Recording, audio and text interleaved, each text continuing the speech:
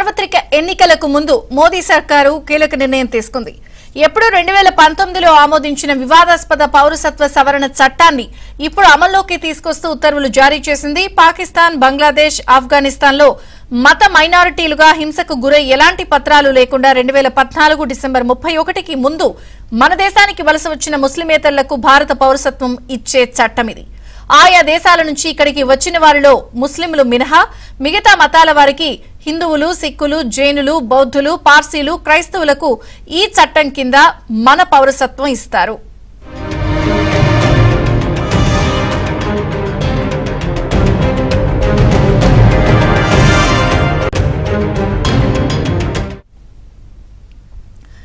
దీనికి దరఖాస్తు ప్రక్రియ అంతా ఆన్లైన్లోనే ఉంటుంది. ఇందుకోసం ఒక వెబ్సైట్ ను రూపొందించామని కేంద్ర హోంశాఖ అధికార ప్రతినిధి తెలిపారు.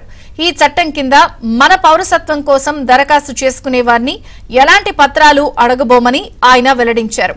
మత ప్రాతిపదికన పౌరసత్వాన్నిచ్చే ఈ వివాదాస్పద చట్టం 2019 డిసెంబర్లో ఉభయ సభలతో పాటు రాష్ట్రపతి ఆమోదం కూడా పొందింది. అయితే నిబంధనలు నోటిఫై చేయనందున ఇన్నాళ్లుగా అమల్లోకి రాలేదు. నిజానికి ఏదైనా చట్టం రాష్ట్రపతి ఆమోద ముద్ర పొందాక 6 నెలల్లోపే దానికి సంబంధించిన నిబంధనలను రూపొందించి విడుదల చేయాలని పార్లమెంటరీ వర్క్ మాన్యువల్ చెప్తోంది.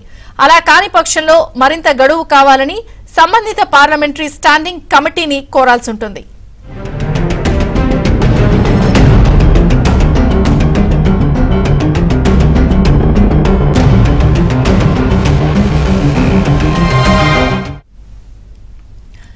ఈ క్రమంలోనే కేంద్ర హోంశాఖ 2020 నుంచి పొడిగింపులు కోరుతూ వస్తోంది.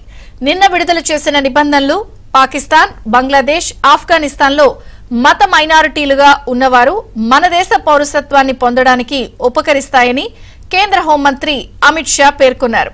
ఆయా దేశాల్లో నివసించే హిందువులు, సిక్కులు, బౌద్ధులు, జైనులు, పార్సీలు, క్రిస్టియన్లకు మన రాజ్యాంగ నిర్మాతలు చేసిన వాగ్దానాన్ని ప్రధాని మోదీ నెరవేర్చారని కొనియాడారు.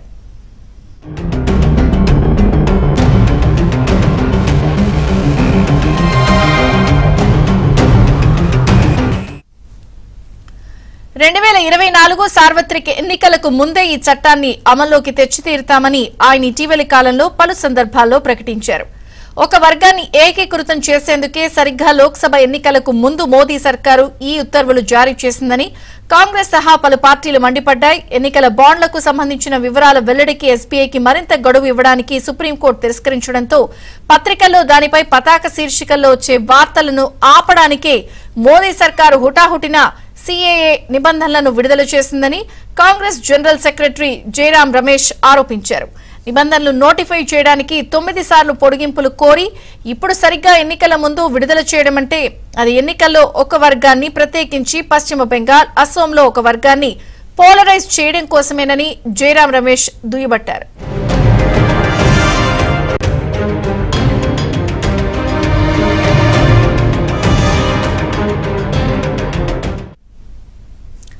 కేరళ ముఖ్యమంత్రి పినరయి విజయన్ ఈ చట్టాన్ని మతపరంగా విభజించే చట్టంగా అభివర్ణించారు. తమ రాష్ట్రంలో ఈ చట్టాన్ని అమలు కానియబోమని స్పష్టం చేశారు. 2019లో ఉభయ సభల ఆమోదం పొందాక ఈ చట్టాన్ని నిరసిస్తూ వివిధ రాష్ట్రాల్లో జరిగిన ఆందోళనల్లో పోలీసు చర్యల్లో 100 మందికి పైగా ప్రాణాలు కోల్పోయారు. ఈ నేపథ్యంలో నిన్న ఢిల్లీలోని షాహీన్ బాగ్, జామియా తదితర ప్రాంతాల్లో భద్రతను కట్టుదిట్టం చేశారు.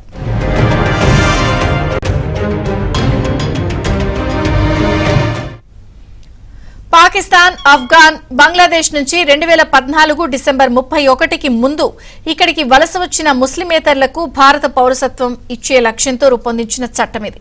దీని ప్రకారం అలా వచ్చి మన దేశ పౌరసత్వం కోరేవారు గడిచిన ఏడాది మొత్తం భారత్లో నివసించుండాలి. గత 14 ఏళ్లలో కనీసం 5 ఏళ్లు ఇక్కడ గడిపి ఉండాలి. గతంలో ఈ వ్యవధి 11 సంవత్సరాలుగా ఉండేది. రాజ్యాంగంలోని 6వ షెడ్యూల్లో పొందుపరిచిన అసోం, మేఘాలయ, మిజోరాం, త్రిపురలోని గిరిజన ప్రాంతాలను ఈ చట్టంలో మినహాయించారు. ఏ భారతీయుడి పౌరసత్వాన్ని ఈ చట్టం కింద తొలగించరు. పైన పేర్కొన్న 3 దేశాల్లో మతపరమైన అణిచివేతకు గురవుతూ భారత్కు తప్ప వేరే ఏ దేశానికి వెళ్లే దిక్కులేని ముస్లిమేతరులకు మన పౌరసత్వం కల్పించడమే ఈ చట్టం లక్ష్యం.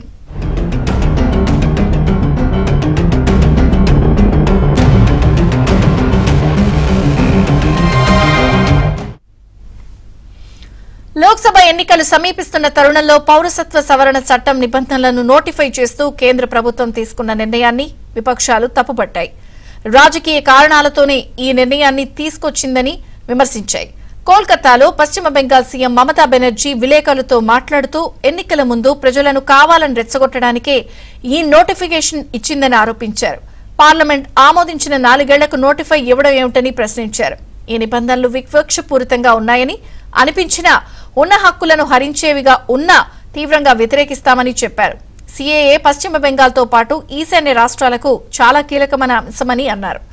లోక్సభ ఎన్నికల ముందు ఎలాంటి ఆందోళనలు జరగాలని కోరుకోవడం లేదని చెప్పారు.